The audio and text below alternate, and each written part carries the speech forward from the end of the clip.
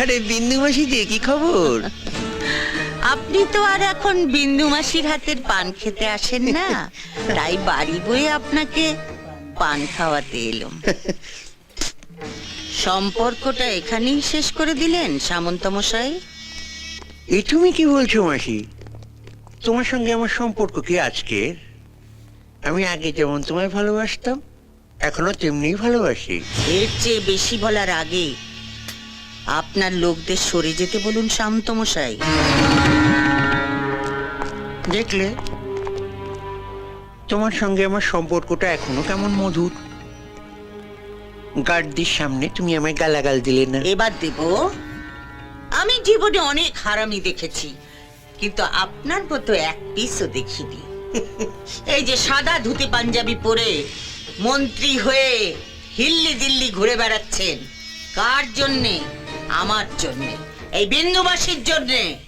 ভোটের সময় বুথের সামনে বোমা ফেলে ছাপ্পা মেরে আমার ছেলেরা 60% ভোট আপনার পকেটে ঢুকিয়ে দিয়েছিল। তারপর আপনি জিতেছিলেন, তারপর আপনি মন্ত্রী হয়েছেন। আমি কি সে কথা একবারও অস্বীকার করেছি মাসি? চুপ হারামজাদা, আগে আমাকে শেষ করতে দে।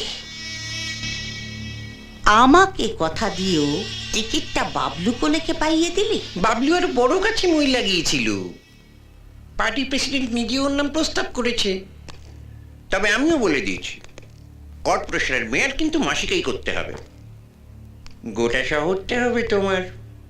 মেয়রের চেয়ারে বসে লুটে পুটে খাবে। তোর মেয়রের চেয়ারে আমি ইয়ে করি। বিন্দু মাসি কারু ভিক্ষে নেয় না। আপনার পার্টি আমাকে টিকিট দিক বা না দিক, ভোটে আমি দাঁড়াচ্ছি ওই বাবলু কোলের বিপক্ষে।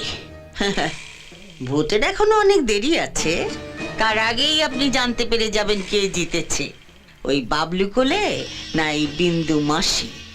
তারপর দেখ কেমন লাগে। এই চলে আয় সবাই।